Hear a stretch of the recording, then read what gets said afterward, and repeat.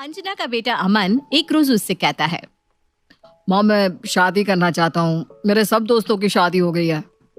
ठीक है, ऐसी बात है तो मैं तेरी शादी करवा देती हूँ। मैं और तुम्हारे पापा तुम्हारे लिए लड़के देखते हैं। अब लड़की देखने की जरूरत नहीं है माँ, मैंने लड़की देख ली है और मैं उसी से शादी करूंगा। बेटा, इस घर में बड़ों की पसंद से शादियां होती हैं। तेरी शादी भी मेरी ही पसंद से होगी। मुझे पता है माँ कि तुम अपनी पसंद की लड़की क्यों लाना चाहती हो, क्योंकि वो तुम्हारे इशारों पर चले। जिसे तुम लेकर आओगी वो सिर्फ तुम्हारी बहू होगी, मेरी बीवी कभी नहीं। इतना बोलकर अमन अपने कपड़े पैक करने लगता है। अंजना अमन से कहती है, ये सब क्या है बेटा, कहाँ जा रहे हो तुम? मैं ये घर छोड़कर जा रहा हूँ। जिस घर में मेरा कोई नहीं है वहां रहकर मैं भला करूंगा अभी क्या। अमन बैग लेकर घर से निकलने लगता है। तब अंजना उसे रोकते हुए कहती है, ठीक है बेटा, जिससे तुझे शादी करनी है कर ले बस। अमन अंजना को गले लगाकर कहता है, थैंक यू माँ, देख लेना तुम्हें भी ना शीतल बहुत पसंद आएगी। अंजना बेटे की जिद में हाँ तो बोल देती है, लेकिन उसे शीतल एक फूटी आंख नहीं पाती। मन ही मन वो खुद से कहती है, चलना तो उसे मेरे हिसाब से ही पड़ेगा। शादी तो कर दे रही हूं मैं, लेकिन अपना बेटा पूरी तरह मैं उस लड़की को कभी नहीं सौंपूंगी। पता नहीं क्या खिलाकर उसने मेरे बेटे को वश में कर लिया है। आज तक जो बेटा मेरे आगे कुछ कहता नहीं था, वो आज इस लड़की के लिए बहस कर रहा है। अमन और शीतल की धूमधाम से शादी हो जाती है। शीतल बहू बनकर अमन के घर आ जाती है। शीतल की गृह प्रवेश करने से पहले अंजना उससे कहती है, बहू एक बात कान खोलकर सुन लेना, इस घर में पत्ता भी मेरे इशारों के बिना नहीं हिलता। कोई भी काम तुम अपनी मर्जी से नहीं करोगी। माँ पहले भाभी को घर में तो आने दो, सब बात बाहर ही कर लोगी क्या? तुम चुप रहो। बहू, इस कलश को लात मारकर घर में आओ। जी मम्मी जी। शीतल घर में आती है।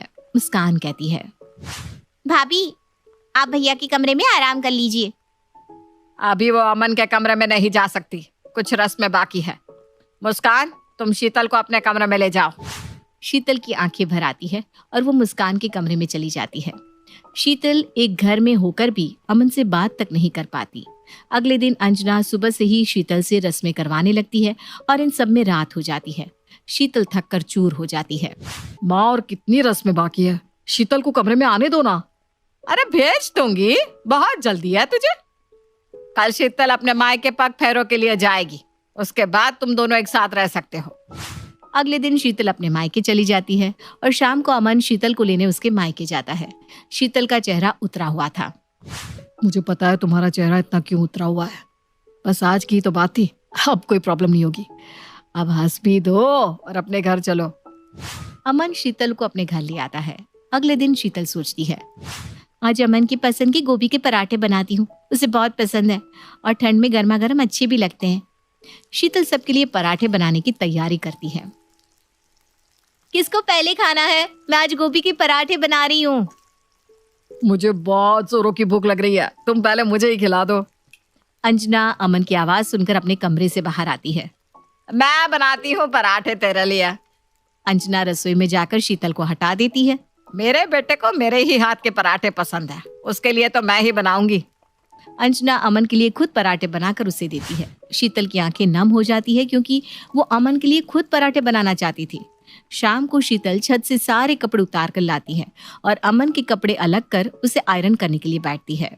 तभी आदि कहता है, भाभी मेरे सिर में बहुत दर्द हो रहा है, क्या आप एक कप चाय बना दोगी? हाँ हाँ क्यों नहीं देवर जी, अभी बना देती हूँ। शीतल चाय बनाने के लिए उठती है।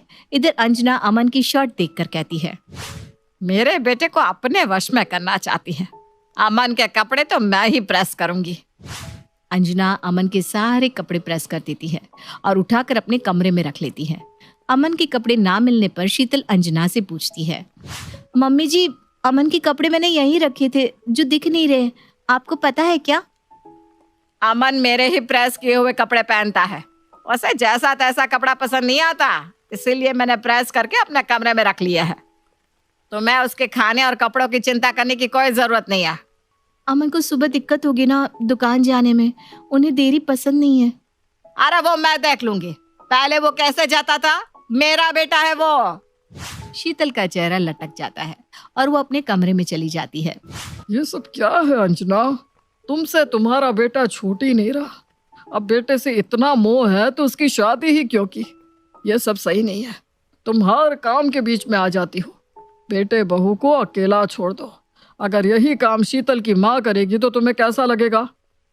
आप ना ज्यादा मत बोलो, मेरा बेटा है, मैं भला ऐसे कैसे दे दूं किसी को भी?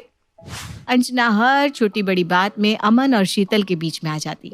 शीतल दुखी होकर ये बातें अपनी माँ संगीता को बताती है। बेटी तुम चिंता मत करो, वक्त के साथ सब सही हो जाएगा। अगले दिन संगीता शीतल के घर आती है, जहाँ सभी लोग विंटर वैकेशन में जाने की प्लानिंग कर रहे थे। भैया शिमला चलते हैं। नहीं नहीं नहीं, हम नैनीताल जाएंगे। ठीक है, एक काम करते हैं, कुल्लू मनाली और कश्मीर चलते हैं। तभी बीच में संगीता कहती है, मेरी बेटी को ना ठंड बहुत जल्दी लग जाती है, वो कोई ठंडी जगह नहीं जाएगी। हाँ, मम्मी जी मैं ध्यान रखूंगा ना उसका। तुमसे ज्यादा मुझे पता है मेरी बेटी के बारे में, वो नहीं जाएगी। सबके मुंह बन जाते हैं। शीतल अपनी माँ को कमरे में ले जाती है। दोनों माँ बेटी बहुत देर तक बातें करते हैं। तभी दोपहर में अमन पिज्जा ऑर्डर करता है और बड़े ही खुशी से पिज्जा ले जाकर शीतल को देते हुए कहता है, ये लो पिज्जा। आज मम्मी जी आई है ना, तुम फ्री हो पूरी तरह, तुम्हें काम ना करना पड़े, इसलिए मैंने सबके लिए पिज्जा ऑर्डर कर दिया है। तभी संगीता पिज्जा हटाते हुए कहती है, मेरी बेटी पिज्जा नहीं खाती, वो मैदा और मैदे से बने खाने से दूर ही रहती है। उसकी माँ उसके लिए गर्मा गर्म उसके पसंदीदा फ्राइड राइस और आलू दम बना देगी। अमन का मुंह उतर जाता है और वो हॉल में जाकर चुपचाप बैठ जाता है। संगीता रसोई में जाकर खाना बनाने लगती है। संगीता को रसोई में खाना बनाते देख अंजना का खून जलने लगता है। मेरे ही घर में आकर मनमानी कर रही है ये। संगीता खाना बनाकर शीतल को अपने हाथों से खिलाती है। दामाद जी, मेरी बेटी लाखों में एक है। एक बात आपको बता देती हूँ, अपने कमरे का ना तकिया चेंज करवा लो। मेरी बेटी को इतने कड़े तकिए पे सोने की आदत नहीं है। जी मम्मी जी, मैं देख लूंगा। अमन पूरा चिड़चिड़ा जाता है। अंजना बेटी की शक्ल देखकर गुस्से में झुंझला जाती है। एक बार निकले ये औरत यहाँ से, फिर बताती हूँ इसकी बेटी को, और दोबारा कभी आने भी नहीं दूंगी। मेरे बेटे को दुखी कर रही है। शाम होती ही संगीता अमन से कहती है, दामाद जी चलती हूँ मैं। मम्मी जी मैं आपको छोड़ देता हूँ। शीतल तुम भी साथ चलो, मुझे आइसक्रीम खाने का मन हो रहा है। दोनों आइसक्रीम खाते हुए आएंगे। दामाद जी अभी ठंडी हवा चल रही है, मेरी बेटी नहीं जाएगी। आपको आइसक्रीम खाना है तो आप अकेले खा लो, मेरी बेटी नहीं खाएगी। अमन संगीता को छोड़ने चला जाता है और यहाँ अंजना का गुस्सा फूट पड़ता है, जो वो सुबह से दबाकर बैठी थी। वो विनय से कहती है, बहू की माँ को किसने इजाजत दी मेरे बेटे की जिंदगी में बोलने की? सुबह से जब से आई है तब से चपाड़ चपाड़ किए जा रही है।